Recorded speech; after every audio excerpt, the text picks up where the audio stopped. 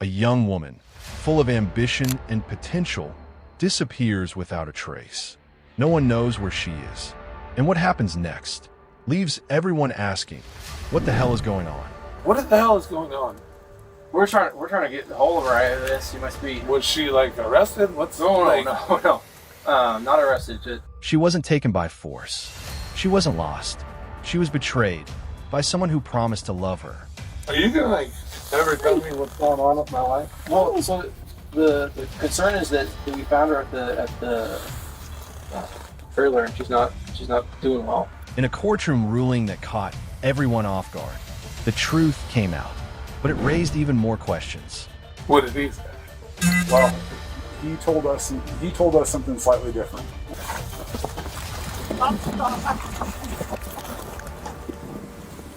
I got this on. Get on the ground! Get on the ground! Get on the ground!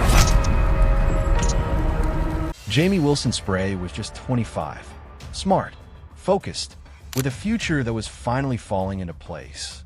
She was weeks away from earning her master's degree in organizational management and leadership from Washington State University. She was also working as an executive chef, busy but thriving. On March 26, 2024, everything stopped. Inside a quiet trailer park, police discovered Jamie's body inside a mobile home. What they found told them this wasn't just an accident. This was a brutal end. Marks surrounded her face, left eye, nose, chin, bruising along the bridge of her nose. Redness, abrasions, swelling. But most disturbing, the neck trauma. Deep enough to scream one thing. This was violence. And the signs were clear. She was alive when it happened. She fought back, her body reacting, blood pressure spiking in those final terrifying moments. This wasn't random. It was personal. So the first name that came to mind? Her husband, Jacob Spray. I got a cat out here. Okay, I wouldn't shoot anything. You don't have any weapons on you, do you? Nothing. Well, I have like a pocket knife. But Okay, can you keep it in there for me? yeah, I'm not doing nothing. Officers had dealt with Jacob before, a road rage complaint. This time, things were different. He had just finished his shift when they called him in, and he was falling apart. We talked before. We talked the road rage thing. Some guy was messing with your head. Yeah, making fun of my list. Yeah. But what's going on with Jamie? I need to seriously know because you guys got me freaking the out because you called me. I was just getting off work, and now I can't get a hold of her. I called her sister, and she won't answer my call. All she said was, "I can't talk to you right now," and I'm just like literally in tears, freaking the out, and I just don't know what's going on. Jacob wanted answers, but police weren't ready to show their hand. They played it cool, said they just wanted to check on Jamie. And you guys aren't really being forward with me. Yeah, we're trying to make contact with her and figure out if she's okay. I guess there's some people concerned, so that's kind of why we're following up with everyone. I talked to her today. Okay. I gave you guys my timeline. It was like 3:51. Okay. Like that I had talked to her. Jacob stood on the edge of panic, breath unsteady, voice slurred. The smell of alcohol lingered as he tried to keep his story straight. He kept circling back to Jamie, his wife. Technically, they'd been separated since Valentine's Day. But according to Jacob, things never got nasty. And that's Jamie. Yeah, my wife. We're still married. We're filing this Friday, but we've been separated since February 14th. Just gave her like $1,000 so she could, because she was like wanting to move out of state. He said he even offered her $1,500. Actually, $1,750 if you counted the trailer insurance he deducted. It was his way of helping her move forward while still holding on. So you talked to her at 3:51, but you haven't seen her today? No, we don't really like cross paths. It's been kind of that thing. Officers didn't give him much, just that she was missing, that someone feared for her. Jacob grew more confused and more defensive. Watching videos like these, intense, chaotic, unpredictable, they can leave more than just a momentary shock. They mess with your focus, your sleep, even your memory. A few months ago, I started noticing something strange.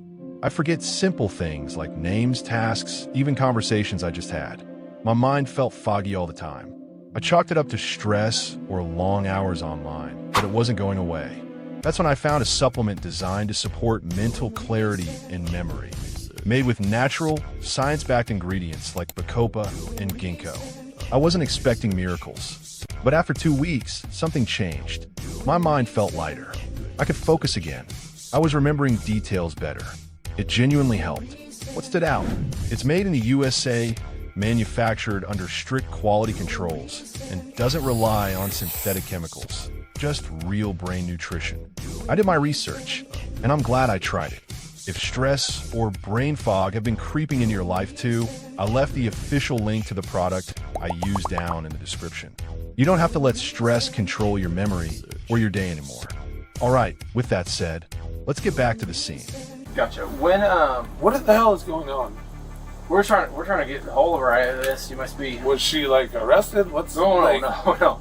Not arrested. Just we're trying to locate her or whatnot, and someone was concerned about her. So I haven't heard from her. I'm trying to figure out what's going on. Jacob's voice cracked. His confusion wasn't entirely an act, but the fear was growing. Then, almost randomly, he blurted out something that shifted the mood. She did hook up with a girl in that trailer park. We lived there like over the summer. This last summer, not like. He said it strained their marriage. Jamie had always identified as bi, but the relationship had left Jacob conflicted, grasping for a reason to justify everything that followed. I know it's stupid to think, but it's better than somebody else, like Yeah, some dude.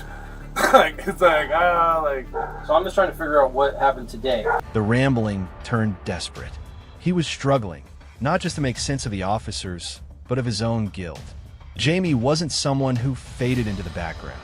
She lit up every room she walked into. She was weeks away from earning her master's degree. She dreamed of owning her own restaurant. And she was the kind of aunt who danced at birthdays, laughed loud, and made everyone feel like they mattered. To her family, she was invincible. Until now. So I'm just trying to figure out what happened today. What did she send you, or what was the conversation at and you said 3:51, is that this afternoon? it was just after. Okay, what was the conversation then? We were just talking. Like Gotcha. we were just. I had sent her a thing about that song. It's like it's a real popular song right now. Don't take her from me. Like God can give it, God can take it. Gotcha. And I said this song will always haunt me.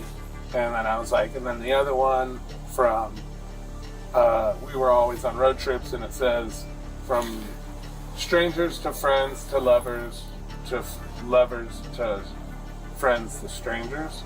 And I always would tell her I never wanted that for us. And I said that one always rings in my head too. She's like, yeah, like, you know, I get it, I understand. And I just said, I hate this, I love you so much. You said that today? Yeah. Gotcha. The officers listened without interrupting. This wasn't just about a failed relationship anymore. There was something darker beneath Jacob's words, something unraveling. He kept talking, repeating how they'd stayed decent, how they'd tried to be civil. But the truth was leaking through cracks in the story and in his voice. So we're still like cordial. Yeah. Like we're still chill. Like I did call the police on her one time because she had threatened me with domestic violence. Like she was like gonna stage it. Oh, gotcha. And so she had like showed up here to like, she said to get her dog, but it was the same day that she had like threatened me with TV, and she showed up and I called the police, and then she got all mad at me for that. The officers didn't push back, not yet. They let Jacob talk, drawing him out with calm, pointed questions. They circled around to that morning, the last known contact with Jamie. And you said when you received those messages, where were you at? I was in Moscow. Gotcha. When did you come back to Poland? 6, maybe 6:30. Dinner goes out at 6, so. You say you work at a restaurant or something like that, right? Sorority. Oh, yeah, I cook for a service, though, right? Yeah. Yeah. But dinner goes out at 6, so I mean, it usually takes me a few minutes after that to like kind of wipe down counters, get everything going. I don't know. I usually get back here about 6:30. And did you drive back straight here from the sorority? I stopped at Hootmart. Okay. So you left around 6-ish. 6-ish, yeah. From the sorority in Moscow. Yeah. took the highway back, came down whatever it is. You come down the roundabout, come back up, go by Kugmart, come all the way down this way, and I come right out here. He retraced his route with detail. Too much detail. It sounded more rehearsed than remembered. Still, the officers didn't interrupt. They let him keep laying his story out, breadcrumb by breadcrumb. But Jacob was growing restless. He wanted to flip the script. Are you going to tell me what the this is about? Like, do I need to go to the bank and get bail money, or what the But I'm just trying to figure out, where you've been, where she's been, what's going on with everything. Jacob shifted the blame. Jamie wasn't responding, and it had only gotten weird once police got involved.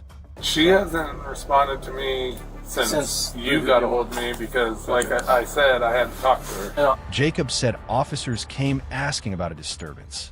That's when he remembered he didn't have the trailer keys. Jamie did. He was like, "You got keys to that trailer?" So I was just like, "The one my wife's in?" He's like, "Yeah." And I was like, "No, we agreed I wouldn't have any.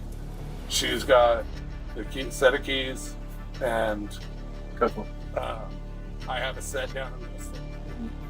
And I offered to, because he was like, "Well, we need to get in there. There was a disturbance, like a checking on the piece." The officers remained neutral, but they already knew more than he thought.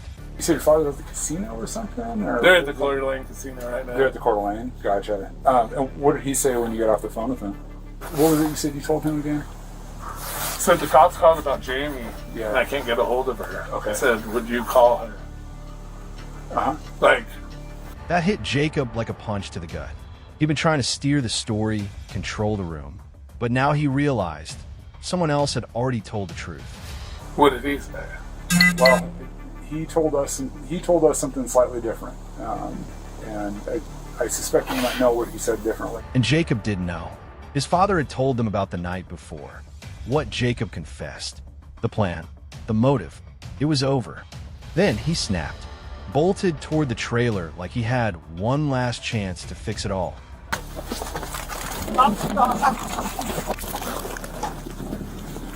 I got this on. Get on the ground! Get on the ground! Don't grab it! Don't you grab it! Don't you grab it! Get on the ground! I got this on, Finn. They tackled him hard, arms behind his back. The story he tried to control had collapsed. He was done. Me! That's me! Stop! Okay. Oh, I'm done. You're under the arrest. I'm done. Okay. It wasn't during an interrogation. It wasn't in a courtroom. Jacob Spray finally confessed while sitting across from his father at the station. He said Jamie wouldn't stop screaming, that he just snapped. He wrapped a phone charger around her neck and pulled until she stopped moving. His father just sat there, frozen. There was no yelling, no questions, just the sound of a son admitting he killed the woman he once promised to love. And that was it. Now, if you've been watching closely, you'll remember what Jacob used to strangle Jamie. Was it A, a belt, B, a phone charger, C, a shoelace? Let's see whose memory is actually working. Drop your answer in the comments. No skipping back. And hey, if you honestly can't remember, that might be a sign. I mentioned something earlier in the video that helped me fix my memory. You'll find the official link to it in the description below. No shame, just real help.